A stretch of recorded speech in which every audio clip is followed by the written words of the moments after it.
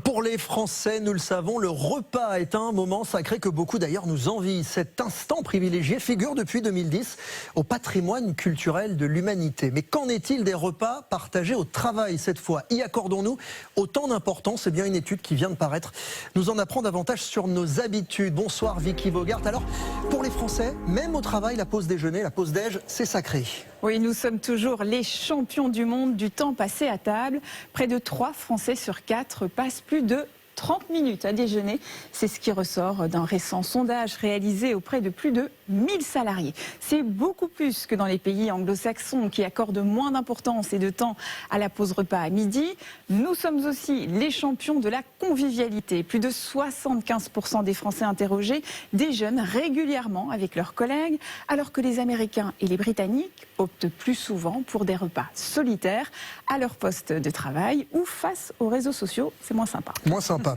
Mais l'inflation est passée par là et elle a un peu transformé notre manière de déjeuner. Tout à fait. Le repas du midi change de forme. Il faut savoir que les salariés doivent pour la plupart se débrouiller pour la pause déjeuner. Seulement 18% d'entre eux ont accès à un restaurant d'entreprise. En mai, les prix à la consommation ont augmenté de plus de 5% sur un an et de 14% dans le secteur de l'alimentation. Résultat, l'affluence dans les restaurants diminue. Le président de l'Union des métiers et des industries de l'hôtellerie parle même d'une baisse de la fréquentation à midi qui peut aller jusqu'à 50% à Paris et 70% à Marseille. Un salarié sur 3 préfère désormais confectionner son propre repas car les budgets sont plus serrés. Selon ce sondage, la moitié des salariés continuent de dépenser entre 11 et 15 euros en moyenne pour déjeuner.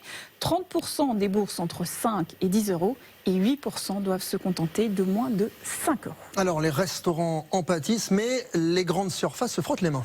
Tout à fait, 6,30 €, c'est le prix moyen d'un déjeuner en grande surface. Même les boulangeries se font donc concurrencer par les supermarchés.